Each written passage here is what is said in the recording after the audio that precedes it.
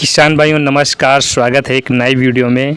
किसान भाइयों हम आ गए हैं अपने खेत पर जहां पर तुलसा की फसल लगी हुई है। तुलसा की रोपाई मैंने बरसात में किया है और जो बरसात वाला तुलसा की रोपाई की ये 25 दिन के आसपास हो चुका है और यहां पर कोई भी खाद इसमें नहीं डाली गई है।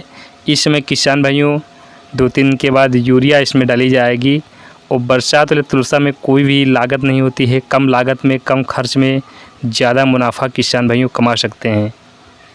हम लगातार 4-5 साल हो गए हैं तब से तुलसा की खेती बरसात के मौसम में और उधर गर्मियों में करते आ रहे हैं। गेहूं कटाई के बाद तुलसा की रोपाई करते हैं। अच्छा मुनाफा कम लागत में किसान भाइयों कमा रहे हैं। किसान भाइयों अगर आपका खेत वहां पर ऊंचा है, पानी नहीं रुकता है और वहाँ पर कोई फसल अन्य नहीं हो पा रही है तो तुलसा की खेती करके आप कम लागत में अच्छा मुनाफा कमा सकते हैं। मात्र 2 से ढाई महीने में यहाँ पर खेती होती है और अच्छा मुनाफा किसान भाइयों देती है। ये तुलसा की वैरायटी अच्छी भी है। इसमें कई वैरायटी भी आती हैं। एक चौड़ी पत्ती वाला वैरायटी आता है तो उसमें कम तेल निकलता है, लेकिन ये जो वैरायटी है अच्छा इसमें तेल निकलता है। और तुलसा के भाव की बात करें तो भाव भी डिमांड अच्छी चल रही है। जो मेंथा ऑयल है उसके बराबर ही तुलसा की रेट लगभग चल रही है।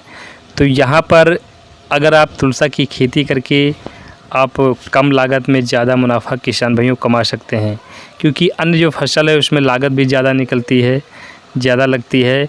तो वहाँ पर और इसमें कोई भी खाद और जो कीटनाशक दवा होती हैं, कोई भी ग्रोथ प्रमोटर है, इसमें कोई भी डालने की आवश्यकता नहीं होती है। बारिश होती है, रिमझिम बारिश होती है, तुलसा की ग्रोथ अच्छी अपने आप हो जाती है।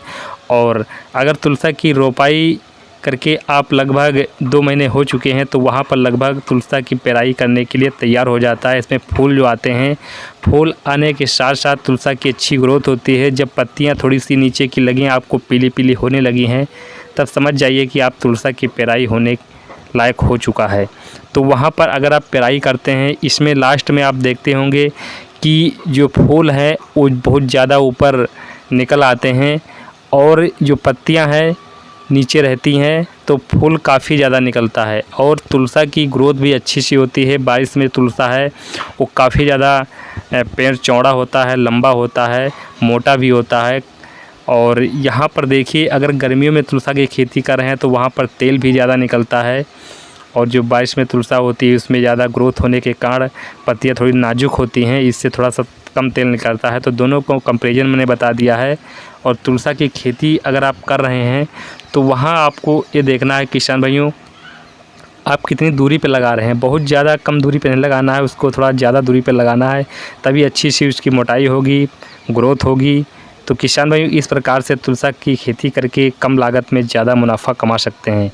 ये हमारी फसल आज 25 से 30 दिन के आसपास हो चुकी है और इसमें यूरिया खाद किसान भाइयों इस्तेमाल किया जाएगा और कोई भी खाद डालने की आवश्यकता किसान भाइयों नहीं पड़ती है।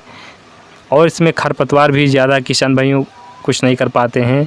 अगर हल्के फुल्के खरपतवार हैं तो कुछ भी नहीं करना होता है और कम लागत में ज़्यादा मुनाफा आप कमा सकते हैं। तो जानकारी पसंद आई हो, कुछ पूछना चाहते हो तो नीचे कमेंट कर सकते हैं। मिलते हैं नेक्स्ट वीडियो में।